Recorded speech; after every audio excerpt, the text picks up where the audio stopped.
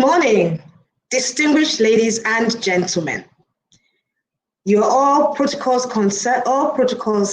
observed. You're very welcome once again to the first panel session in our African Edutech Conference 2020. And the panel topic for today is Formulation and Implementation of Africa's Educational Policies. Where are we? We have an interesting set of panelists with us today. In our midst, we have Mr. Babatunde Von. He is the Customer Success Manager, Modern Classroom, Microsoft Multi-Country Cluster. We also have with us Mr. Ade Bajomo. He is the Executive Director, Information and Technology and Operations for Access Bank. He is ably represented by Mr. Daniel Awe, who is the head, Africa FinTech Foundry, Access Bank Group. We also have joining us any moment from now, Ms. Adetola Salau. She is the Senior Special Advisor on Education to the Governor of Lagos State. Gentlemen, you're all welcome today. Thank you very much for coming on the program. All right. I hope you can hear me, so I can hear you too. Thank you. Okay, excellent. So we can hear you all. Great. Now, talking about formulation of and implementation of Africa's educational policies and where are we? Let me start by saying this. While on a recent trip, I decided to seize the opportunity to change my laptop, which had developed a fault. To my surprise, every shop that I visited told me that they were completely sold out of laptops, desktops, tablets, gadgets, accessories, everything. And the explanation was simple. They said since COVID, having to work from home, school from home, made all customers wish to upgrade their computers and buy new, and those that didn't have had to buy, in order for them to improve their digital experience. Now, my first question on the back of this really is to say that with 55 million plus cases of COVID worldwide, almost 2 million in Africa, and 65,000 cases in Nigeria, this pandemic actually indeed has reached unprecedented heights in Africa and the global world at large. And this outbreak has seen technology become an increasingly important aspect of our daily lives. Because we see it in technology, various sectors have now developed all sorts of initiatives to adjust to this increasingly uncertain time. Even jobs now have taken on new forms of technology, as well as the education sector. Everybody is adopting to this new normal, these new strategies to drive even students when it comes to education, to enable them to be more engaged and enable them to have more learning experiences all on these virtual platforms. There's no timeline to the situation that we're in now, and it's only reactionary that technology-driven solutions are more equipped to handle the needs of individuals, especially during this critical time. Now, more than ever, it is evident that the conversation on the future of jobs, businesses, and education needs to be brought to the front line. And it's against this backdrop that we have set up this conference as a whole. I spoke just now about having seen a situation whereby computers are totally sold out. And I'm going to begin my question from there. Mr. Daniel Awe, please, this question goes to you. It brings me to the word digital technology, which today is transforming our lives like never before. It's new to us in Africa. It caught us totally unaware, completely by surprise. So what would you say now is the social impact of digital technology on the educational institution, especially as it comes to Africa.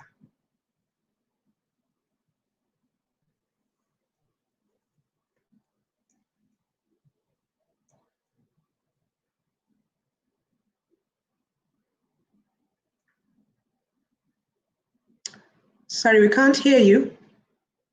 You're muted, Mr. Awe. Please kindly unmute. Can you hear me? Yes, we can hear you very well. Thank you. I was talking, I didn't know I was talking to myself. I said thank you, Janet, and everybody. It's an interesting discussion, and I'm very happy to be on this panel. And it's worth our time to discuss about the future of what's going to look like in the new era we have. Number one, of course, you said this caught us unaware. Some of us, it did not, because we were already in the digital world. I mean, we've been in the digital world, in the financial space, especially because there's been a lot of journey from the normal traditional way of attending to customers to a digital, whereby that is now the minimum expectation of every customer. So going to education sector, of course, it has a lot of positive social impact, and at the same time negative. But I will take us back to so many years ago, where some of our parents, they learned through the distance learning. When you talk to our parents, they will say, "Oh, I did some courses in England," and you keep wondering that, were you in England then? They will say, "No, there was a way they were able to learn through sending letters. They received the courses and read, reply, and over the years they're able to complete those courses." And if you look at the level of education they had then, and then their level of competencies, you realize that, sometimes even the going to the physical classes might not really be the best option sometimes.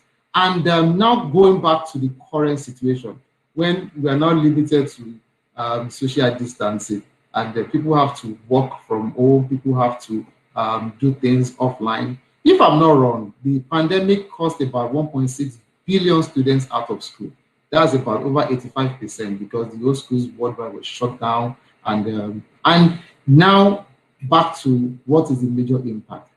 The first social impact in terms of positive is that all these students, they are all used to digital already. Most of them get onto Facebook, get onto Twitter, get onto all the social platforms without any formal training, without any guidance, and they all get stuck in there. So it's an opportunity to catch these people through these digital means and now build on it. Because you see some of these students, when they go to classes, a few of them I've spoken to, they go to classes, they're on their laptop, they're on their phones, they are chatting with their friends on social media, they're doing other stuff. So the major positive impact is that these platforms are available already, and they are used to getting on this platform. And how do we strategize to make sure we bring out the best out of them, using this platform? That's number one. Number two, we have seen a lot of companies, a lot of startups. I was checking online.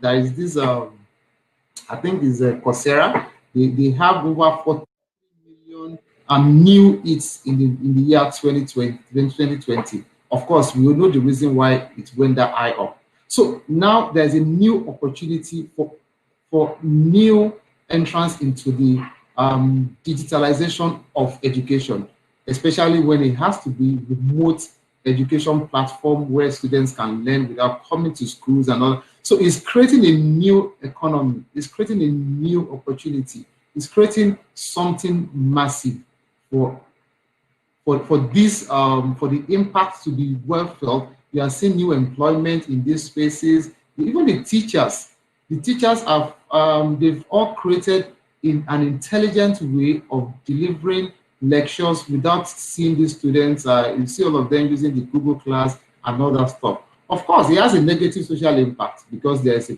potential opportunity for them to get distracted because they have the platform. They can easily leave the school and they can even leave the class on the platform and go to social media. But it's now, how do we now ensure that we leverage on the positive side of the social impact? How do we ensure we leverage on the positive and catch these guys?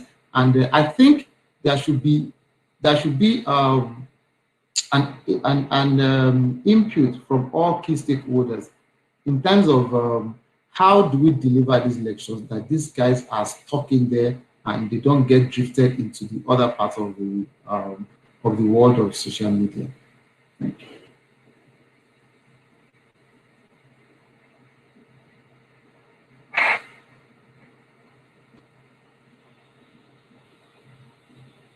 I think you're on mute. Thank you very much for that, Mr. Awe. Thank you for the contribution. My next question actually goes to you, Mr. Vaughn. Now we're hearing this word, digital divide, digital technology.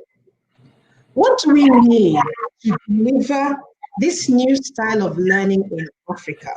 And how can we make it accessible to all? Once again, thanks for the opportunity to come here. And this is something very critical. This is something that is very, very important at the time that we are in. Yes, we understand that for the African continent, we still have very peculiar issues that we have to deal with. Not just part of technology, but also in terms of accessibility. So there's no way you talk about using technology to help people to learn that you don't talk about accessibility. And these have to do with things like connectivity. It has to do with things like power. It has to do with things like devices. It has to do with things like platform. And it also has to do with the delivery modules and delivery methods. And when we talk about the digital divide, these becomes the critical factors and critical elements that we see when it comes to digital divide. So for example, you can think about the school in a rural area, and you can also think about the school in an urban area. There's a possibility that the schools in the rural area do not have good power, they do not have internet connectivity, and many of the people that are probably there, they're probably like farmers, they're probably like people that do not have that economic power to be able to get devices for their children and also devices for the students as well. In the urban setting, the narrative is a bit different. In the urban setting, you find out that you probably have different higher speeds internet service providers that make it possible for parents to be able to get some subscription, some internet modules available to their children. And in some cases as well, you find out that some schools are taking that initiative to seek funding opportunities and funding sources for their students. So you automatically have the divide because it means that the students from the rural sector do not have the opportunity to get the devices that would help them to bridge the learning. You have the connectivity challenge, you have the power challenge. And come to think about this as well, on the digital device standpoint, it's not just a matter of the technology and the platform. It also has to do with how the learning is being delivered. I've worked in the classroom, and I can tell you that learning and teaching has to be very engaging. So you can have technology and you can have a platform, but the students might not be engaged. So that is still part of the digital divide that we see today. So it's not just technology not being readily available to everybody. It's not just internet connection not being available to everybody, as we see which is peculiar of the African continent. But these have narratives that help us to see the gaps that we have when it comes to digital divide. Now to your next question, in terms of what can we do? Yes, we see the impact already because it means that not everybody or not every child in the classroom is learning at the same pace. So you might find out that the ability of a student who is possibly in primary 5 in the rural environments is not even up to that of a student that is in primary 2 in an urban setup. When it comes to retention, when it comes to reading, when it comes to arithmetic and counting, when it comes to how they begin to do the simple and basic skills that they should have. So how do we bridge this gap? We've continued to see the kind of engagements that organizations are having, and not just technology or software-driven organizations. seeing of organizations like ours, like Microsoft, in terms of what we are doing, making sure we have a platform available for people to be able to use. But there are also several other platforms that are available there out there. But what we have seen again is that these solutions and these platforms would only be accessible to people that do have access in terms of a computer, an Android tablet, an Apple iPad, or some kind of device through which they can access the platform that we have provided. So it means that we have to strategically think about stakeholder engagement. And today, when we're talking about policy, policy has to do with bridging the gap between research and practice. It has to do with identifying what kind of solutions do we need that would fit our situations, that will be personalized to fit into our own context, and how do we begin to implement these policies. So it means that we need to strategically think about stakeholder engagement. And here we have to think about people that are going to buy into the motion that we have. Interestingly, we see a lot of work that is being done by UNESCO.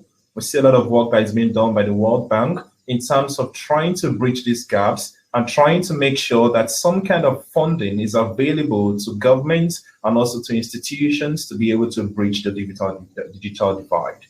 But if I would say that where do we go from here and how do we bridge this gap, it's important to think about strategic stakeholder engagement. Working with people from the technology angle, working with stakeholders, people that are policymakers, working with research and graduate students to identify what is happening in the rural areas. Because I can say to you categorically that if you stay in Lagos, you do not even have a better representation of what's happening in a place like Yoruba. If you stay in Abuja, you do know what is happening in a place like Hussein. But students in Hussein also need to learn. They're entitled to learning. They're entitled to growth. So they need to grow. So it means that we have to have boots and soldiers on the ground that can help us to get intel in terms of what is happening in the rural areas and less served areas. So we are able to see what kind of gaps we need to bridge. So it's not just technology organizations and software providers coming on top of the platform. It has to do with people going out of the way to do several research to be able to come up with demands, and then we now personalize these demands and personalize our approach to meeting them. So in a nutshell, the digital divide exists because of several peculiarities, from power to internet, to connectivity, to data, to social and emotional learning and how learning is being developed and delivered. On the same side, on a different note, we also now see that there's a need for us to work with stakeholders, to engage stakeholders more, understand how we can work together, how we can collaborate, and what kind of solutions can we build upon to be able to bridge this digital divide. Thank you. Thank you very much, Mr. Vaughan, for that wonderful contribution. Ms. Tola Salawu, I'm coming over to you, actually. Thank you so much. Now, the development of education in Nigeria, it's a big role that the government has to play. Where would you say we are today, especially given the current situation? Repeat that, please. I said development of education in Nigeria, it plays a big role for the government. The government has a big role to play in this. Currently, with the current situation we have, where would you say we are today when it comes to developing education in Nigeria?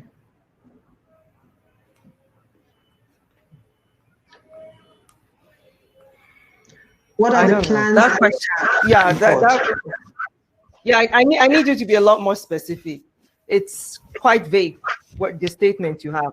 I need you to give me specific parameters of what you want, what is the government's role in developing education. Is it in light of the current situation with the pandemic? I need you to give me specifics. This is what I want you to answer.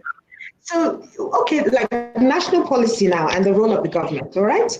When it comes to developing educational, the institution itself. Just give us your take on what the government is doing right now in terms of improving. Okay, there you go. All right. Okay, you've given me something. I will say, with what what's been happening, I mean, of course, when I'm speaking, I'm going to be speaking from the context of Lagos State. I can't speak from the context of federal because I'm not working on the federal level right now. Where I am is Lagos State, and the jurisdiction and the mandate that we have, or I have currently, is Lagos State. So I would say right now, what we've been working on, particularly with our current situation in light of the pandemic, has been trying to infuse more EdTech initiatives, more EdTech solutions into how we're carrying out education. Because as we can all tell, the way we've been doing it before, when everybody was on lockdown, it just couldn't work. And one of the things that we launched during March, which we have continued, has been students learning online. And we've been giving them devices, simple smartphones. And then we also launched radio and TV programming for our students, which they've been continuing to work on. Right now, in fact, I'm sure you saw me when I was going in and out with on here. I was looking through the work that we have on here. We've been engaging, doing a lot of work. Yes, we're public, but we've also been engaging a lot of organizations in the private sector to come and join us to find out how effective this programming, online programming is, that's the radio and TV, and then see ways in which we can add more value via those channels. Because I believe it was it UN? Yeah, it should be UNICEF. UNICEF 2 years ago found out that effectively during periods of unrest like this, the best way our students are able to get information and we can continue to engage them and teach them is radio. I know a lot of people think it's TV and it's online, but it's actually radio. And I said best way. Why I say best way is I was listening to Ms. Abang explain about this digital divide we have, where we have our students in Ekpe and those far out areas. They're not, sometimes the internet, the connection is not as strong over there. But the radio bandwidth is really strong, no matter where you are in Lagos State. In fact, I was, it was an IG live session that I had during the pandemic. I believe it was April or May. I'll have to go and look on my IG page. And this lady was telling me that she was in Calabar and she's listening to her, of course, she was doing that one online, but she was listening to our radio programming. And I remember somebody also called in and she said she listens to our radio programming from Ogun State. So people listening from all over the place, they are tapping in, they're learning from this. We shouldn't say, oh, because we have the internet and think that we should put all our resources there. There are other people who are still unable to get access to that. So that's where radio comes in. And of course, we have our students who are watching TV, and yes, they can go and watch TV and get online and get on that. And then the programming that we put online, that we put on the TV, we also have it online on our YouTube channels. So we're also making use of that avenue. We're exploring all options. In fact, that's what I should say. We're exploring all options. And okay, sorry, I'm getting audio feedback there. Yes, so yes, we should. I'm going to use this opportunity, of course, and I've been doing that on my social media pages to welcome everyone in the private sector to say, look, you have an idea, we're open. We have an open door policy here in Lagos State. We like to hear what you have to offer. If it's something that we know that will be really viable and will add a lot of value to our students, why not? Come here, we'll listen to you. We will bring all our various stakeholders, some of the teachers, some of our officers, we'll hear you out, and then we'll test out what the viability of that solution that you have, and then see how it can merge with what we're doing already. Because we need all hands on deck right now. We have over 5 million students. And when I say that, I'm talking about all that are covered under our jurisdiction. That's public and private schools. So we need help. And of course, all of our desire is to see that our students become able learners and are learners who are able to apply what they're learning to benefit society as a whole. So I would say that's our... Thank you very much for that. I'll quickly go back to Mr. Daniel Awe. Now, we understand Access Bank is developing some, education initiatives to support this cause. Would you like to share with us what Access Bank is coming up with when it comes to supporting education in Nigeria? Thank you. Supporting education in Nigeria by Access Bank, it's a CSR from the bank, and I will start with the initiative that has been done, and I will also tell us a few of the ones we have in offering. In April, the bank partnered with Niger-Kids. Niger-Kids is a Edutech platform that offers educational learning through the online platform, and we partner with Edutech to deliver with Niger-Kids to deliver a lot of educational programs and financial literacy through the platform. So that's one of the initiatives. And number two, we are partnering with a company called School Compass. School Compass has about I think 36,000 schools on their platform, and they're also coming up with e-learning. Yeah, 36,000 schools. They are coming up with e-learning solutions whereby they can offer e-learning platform to these schools. It's a technology platform that enables the schools on their database to use their technology for delivering educational programs, and we are partnering with them in terms of giving loans to the parents of these schools. We are looking at that opportunity. We're also looking at how we can leverage on our reach to get to all the students, because giving this technology to the schools might be quite expensive for those schools. It's supposed to be a crowd solution. So we are looking at working with them. Then there is a young man. Work directly with the. Sorry, I have a question. Okay. Can I ask a question? Yeah, please go ahead. I hope this is supposed to be interactive. Okay. Yeah, I'm curious. You said you're partnering with School Compass. So you're going directly to work with the parents so that the parents can be able to have access to this technology that's being offered by School Compass. Is that what you're saying? I just want to get that. I think what we'll do, Ms. Salau, is just allow him to finish. Just trying to give everybody an opportunity to answer a few questions. Then we're going to get into the interactive part of questions and answers as soon as we do this.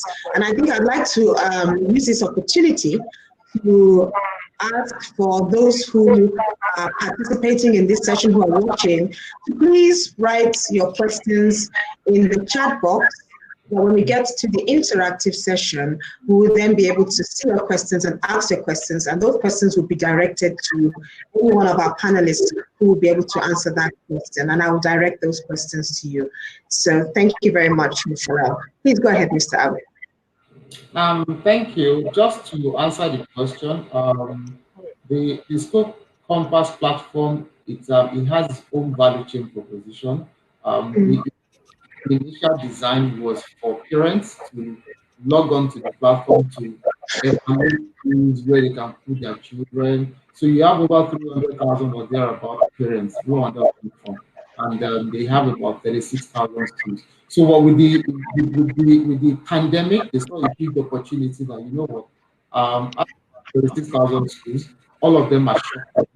Parents are trying to look for schools for their children, either from primary to secondary. There's a huge opportunity to come up with a new platform where we can enable all these schools on our database to subscribe to our online platform to deliver lectures while the pandemic is still on. And most of the parents still need to pay school fees. There are huge financial burden on them, and it's also a very good opportunity for the bank to offer a bit of loan to these parents. So we are working on that as one of the key initiatives. We think it can add a lot of value because of the concentration of schools on that platform. So the impact will be much felt. And I lead the African FinTech Foundry, and we saw a huge opportunity in the Edutech, and we are putting a lot of focus on setting the first artificial intelligence lab that will focus on education, health, every other industry problems. But I think we are prioritizing education, and how to deliver education within the ecosystem, and it's one of the key things we are really putting a lot of effort on. It's a huge investment, and we're working with a young team from UK and the Bristol Artificial Intelligence Lab to build this, so we can deliver. There's a huge way of solving this gap using AI, because we've seen how a lot of workways or wherever it is, and so those are the things we are doing. And over and beyond that, I know we know that pandemic is not living soon. We know social distancing is not living soon. Even if you have a vaccine today or tomorrow, it's still not going to go around the whole world in one day. So, to go to be specific in a nutshell, we have a lot of initiatives that is in the core of the Edutech, and it's coming as a CSR, and at the same time, it's also supposed to enable the business of the bank, because we see it. Okay, thank you very much for that.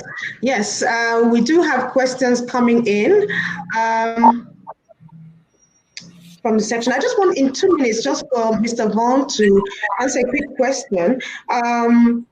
We know that there's the obvious problem of accessibility to internet, okay, and that means connectivity is a challenge, even globally as well.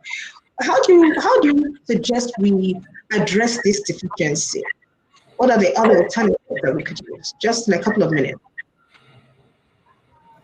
Yeah, thanks. So that's quite a tricky question, to be quite honest with you, because when you think about internet being a challenge, you're also looking at the penetration. You're thinking about what do we see in terms of internet penetration, okay?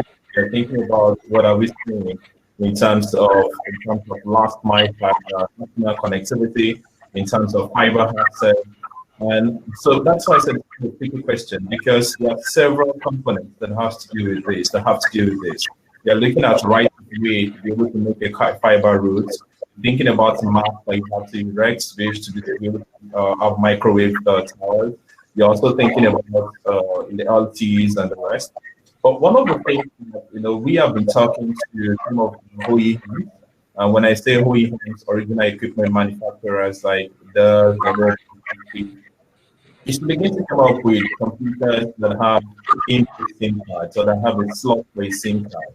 Because, what you see to be the closest is that you will be able to have a service provider, the Globacom, MTN, Airtel, has been able to have a level of penetration. So in some ways, can we have more devices that have SIM card enabled that can help us to provide access to more people? And that's one of the things that we're talking to OEMs about right now, to say, how can we also think about the affordability of these devices? Because one thing for you to have a device, SIM card enabled, is another thing for the people to be able to afford it, based on the economic situation that we found ourselves. So that's one thing that we're doing. The other part here is to think about innovative ways through which learning can still happen. Look, there has never been any country in the world that has bought computers for all students. There's ever been. So we are going to continue to have that challenge with computers, and we are still going to have that challenge with internet. But how can we make learning to happen? I think that's the question we have to ask ourselves. Can we think about digital passports? Passports on the sense that there is a learning booth. There is a learning booth whereby people have books and they have things that they have to do and they complete in a week. And it's more like a drive-through. So parents can drop it on a Monday and drop it on a Friday, and they can pick additional stuff on Saturday or on Sunday. That's one way. The other way is to say, what about learning passports? So passports in terms of the short, small notebooks that allow people to be able to do creative stuff and still engage in social and emotional learning. In that way, it's not really driven by technology. Because the truth, like I said earlier, is even if we have computer for every child, there is still going to be no internet challenge. So this challenge is going to be there. But we have a responsibility to make sure that every child is out of school. We have a responsibility to make sure that every child has an opportunity to learn. And that learning does not necessarily have to be driven with technology. So in some That's right. cases, we still have the technology divide. It's thinking outside of the box to say, can we have learning booths, drive-through, pick and drop? Can we have learning booths that people can take advantage of? And then how can we get more feedback from the radio and TV programs so that we can get behind them and make them better? Then we can think about talking in terms of policies. And we see what the government is doing from a place of a NITDA, National Information Technology Development Agency, in terms of making it possible for telcos and also service providers to be able to assess and reduce tariffs. Because look, somebody needs to pay for the money somewhere. So if the tariffs and some of these things are actually so expensive, then the high SPs are going to find it difficult to also penetrate for them. We've also seen what has happened in some states whereby the right of way has been reduced. So when the right of way is reduced, it makes it possible for telcos to be able to dig and excavate, and they can have fiber available in this area. So we have to think about policies from the government standpoint as well, and advocate and push for these things so that we can continue to have better penetration when it comes to internet access. And finally, I have said it's okay to think about unconventional ways of learning. But trust me, kids in China at age 9, age 10 are already coding. They are driving a lot of STEM initiatives. They are doing a lot of solutions. So these are the young people that our own children across the African continent are going to be competing. So if they're going to be competing with them, it means that yes, while we think about short-term solutions to our problems, we also need to think about the long-term approaches and policies that would help our students to be advantageously positioned to compete in the global markets. People are saying in the next 5-10 years, jobs will be tech-driven. How do we position for the children of today? While we cannot address this immediately, on a medium and long term, these are things that our policies should revolve around. And I believe a lot of research needs to go into it, and a lot of stakeholder commitment and engagement also needs to go into it. Thank you. Thank you very much for that. Let me quickly go to the first question that we have from one of the attendees regarding this topic. And he says, what are the current opportunities for entrepreneurs in the education sector today? Some of the technology has come to stay. And it looks as if, like I'm hearing from you all, there are opportunities. What would you suggest are opportunities there? I'm going to pass that on to any one of you actually and speak to that. Okay. I'm gonna have to go in 5 minutes. We don't have where I am, so that, as much as I can, and then also give my regrets and have to sign off. I like something that Mr. Vaughn said about not waiting for technology to solve all our problems. I agree, because we think that technology is this magical pill. Yeah, we think that this technology is this magical pill that's going to solve everything. It's not. We have to sit down and get to the drawing board and also think outside, like he said. We go outside our limits and start thinking about radical ways that we're going to solve our problems. So that's one. Let's see. Another thing that I have been thinking about throughout this pandemic is our out-of-school children, like he also mentioned too. This pandemic has given us the opportunity to realize that we have to come up with other ways. And I love another thing that he mentioned. So that's 3 now, about the learning booths and not thinking about school just within the walls of school. I want us to really think about that. And I want to open that to all the private organizations that keep coming to meet us here at the state, that we need to think about school, not just being within the walls of school. And I'm just going to end with those 3 things. I want to say thank you for having me on here. Question just before you leave? It has to be quick, because any minute it's going to die, any minute. Yes, go ahead. All right. Just a quick question around curriculum development and design. What are we expecting in the future? Yes, we're doing a lot of work right now behind the scenes. In fact, our scheme of work will soon be unveiled to the public. And you will see that one of the major things that we're pushing and I don't want to call it 21st century skills, because I feel like that, and our HC, our Honorable Commissioner, also agrees that that statement has been played out. So we like to call them modern skills. You're going to see a lot of those skills infused into strategies for learning, objectives, and the outcomes that we expect from teachers. And this scheme of work is for all our schools. Notice every time I speak, I mention both our public and our private schools. I need people to understand that our mandate is not just our public schools, it's both our public and private schools. So this scheme of work is going to be for everyone. It's really comprehensive.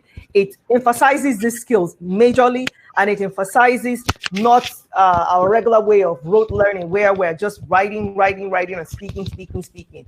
And more of an emphasis on strategies and activities. So we're really looking forward to the public getting this and utilizing it. Come in. Yeah, I'm at an office, so we're receiving people here. Okay, so it was, do you have any other questions for me before this laptop goes? Well, thank you very much for your contribution there, and we look forward to the future of the new normal in the education sector, especially as it pertains to Lagos State, like you mentioned. We will continue the conversation here. I still asked, maybe Mr. Vaughan or Mr. Awe can please speak to us about opportunities for entrepreneurs, because this is a big field, and like you mentioned, Mr. Vaughan, we need stakeholders to come on board. So what do you think are the opportunities out there? Maybe both of you can speak to the question while we still have a few minutes. But just please answer within a minute or so. Yes. Okay, I can go first, and so the opportunity in that space is very huge now. I think pandemic has created opportunity in that space. I will do a bit of comparison with what we have in the financial sector. You know, in the past years, for you to set up a bank, you look at the cost of setting up a bank, opening 100 branches, 500 branches. Now, the new entrants into that business are building digital banks. So maybe most of the guys that are looking at coming into the educational sector, they should see how they could innovate on how to have a virtual school. Then that becomes a new business, a new opportunity. That's number one. Then number two, I lead a fintech foundry where we try to accelerate startups. And our acceleration program, we bring in people who have ideas, who have innovations in different fields, and we accelerate them to a level of commercialization, and we make them ready for funding. Most of the venture capitalists we have right now, they are asking for innovators in the education space. So we are now putting some of our efforts on innovations on Edutech. So there is a huge opportunity for entrepreneurs coming into this space now. There's so much investment that people need, that VCs are ready to put into that business for them. And I think, like I said earlier on, the pandemic here is not going to give up soon, and use to this new way of life. Okay. Mr. Vaughan, actually, I want to ask you a different question. Do you want to contribute to that same question? Yes, I was just going to contribute quickly or briefly to that. So the opportunities are actually numerous, quite a number of opportunities. And a good one could be if you are good at teaching mathematics or numeracy, okay, then you can also sharpen your skills. Entrepreneurship is a mindset. It's not necessarily in terms of the kind of money that you have. It's making use of what you have with the mindsets that you currently have. So if you're good at teaching mathematics and numeracy is one of the things you want to do, then you can also set up your online coaching center and make it structured. You define what kind of learning you want the students to be. A lot of parents would definitely do that because there are still students that are struggling with pronunciation, with studification, with different aspects of learning. So try to identify what focus you have, identify the strengths that you have, and try to play around with technology that can help you to deliver best at what you want to do. That's a good opportunity. Another opportunity we have seen is basically when it has to do with things like mobile programming labs. So there are people that basically want to just learn programming, or they want to learn the basics of programming. So you can think about how do you make this possible for them, from where you are. Because look, education has to do with empowering people with the skills that they would need to solve their problems and that of the community. So if you're going to be an entrepreneur, you have to think about the skills that you can help people to develop using technology from where you are to meet them where they are. So the opportunities are very numerous. And like I said earlier, identify what your major strengths is for entrepreneurs, identify the people that are struggling when it comes to that area of strength, and think about how you can use technology to bridge the gap. So that would be my response.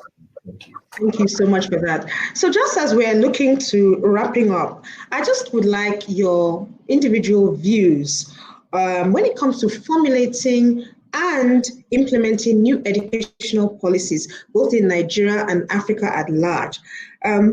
What, in your view, do you think should be considered to be able to facilitate learning and improve performance?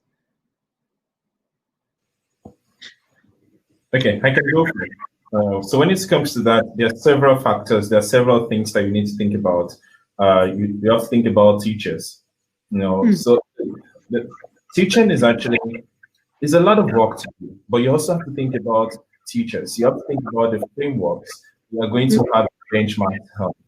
You also have to think about who are the people, or do you have neighboring countries or globally that you can compare to, that you can consider as comparators, and that can help to build your framework.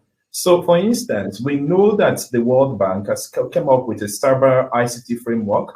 And so that framework basically helps other organizations and countries and institutions to have a benchmark in which they could use to measure all the policies that they are trying to come up with.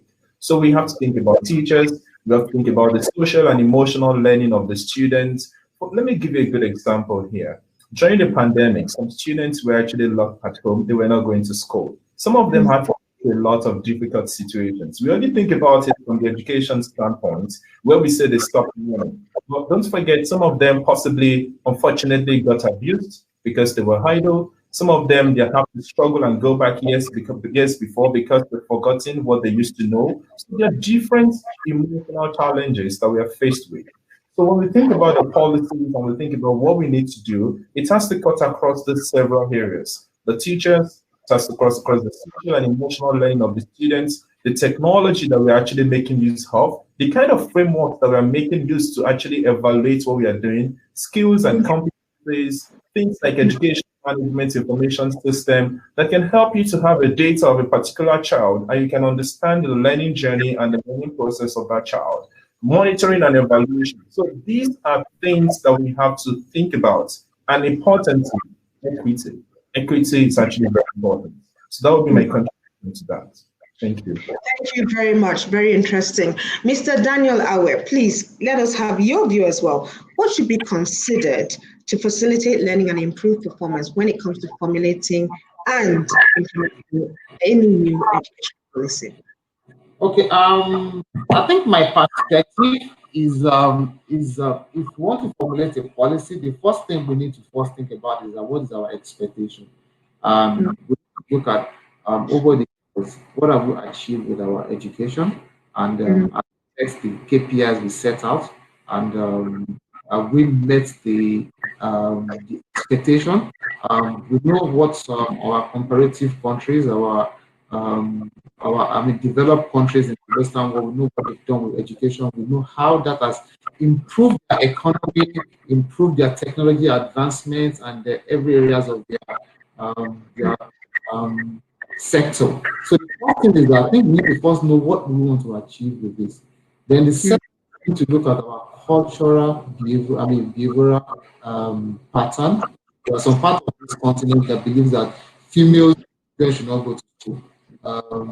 You know what I'm saying? So we need to look at all those things and see how we can bridge those gaps. It's very, very important because it's still very, still very well around that. Some people's belief is that you shouldn't send a female child to school, or you shouldn't invest in a female child. So that's another thing we need to consider. Then we need to look at our socio-economic status. So if you're formulating a policy, is it a policy that will work in Lagos and is it will work in Gombe? Of course, it's not something that will work around the entire country. If we look at so we need to look at that. Not everybody will have access to internet, which is spoken about. Everybody. So look at the socio-economic impact of that, and overall, I think the curriculum is very, very key. I won't like to mention what Mr. Vaughan has spoken about, the teachers and other stuff. And I think the socio-economic is very important, and then the curriculum. We have that curriculum that will take us to meet KPIs. I remember there was a change in the educational system to 6334 and all this. We need to now go back from all those building a system for the purpose of just building a system. We need to know what do we want to achieve in the next 10 years, in the next 20 years. I think I can make a bit of reference to financial sector. Thank you so much for that. I'm seeing signs that we have to wrap up right now. But I really want to appreciate your contributions, Mr. Daniel Aware, Mr. Babatunde Vaughan, and of course, Ms. Adetola Salau, who had to drop off earlier. It's been an interesting discussion talking about formulating and implementing educational policies for Africa in general. You've spoken a lot. You've said so many things. The contributions were extremely insightful to all of us, taking into cognizance the impact that we're seeing, the deficiencies, curriculums there, and, coming up with ideas in terms of who can contribute. And this has been very interesting. Of course, it's something that we need to continue to look at. This situation is here to stay in terms of the new normal, technology with education. We do need to look at the students, we look teachers, parents, technology, the content like the curriculum you mentioned, and of course, the psychological and health impacts. Thank you very much for coming to this session. We really appreciate your time. And once again, I'm Janet Adetu. Always happy to be able to, give this contribution on my behalf. So thank you so much, everybody, for coming on to this session. And I think we're going to move on to the next segment in this program. Thank you very much and have a blessed day. Thank you. Thank you. Goodbye. Okay. Thank you very much, Mr. Ditu, and to our panelists, Mr. Aware and Mr. Vaughan. Would also like to apologize on behalf of Mrs. Salau, who had to leave before the session ended. So thank you very much. If you're just joining us, welcome once again. I'd just like to mention just a few roles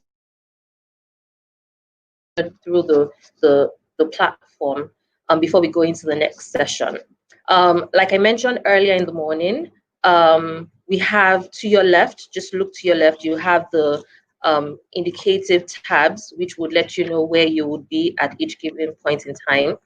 You have the reception, the stage is where we currently are. Networking is for you to network with attendees, the speakers,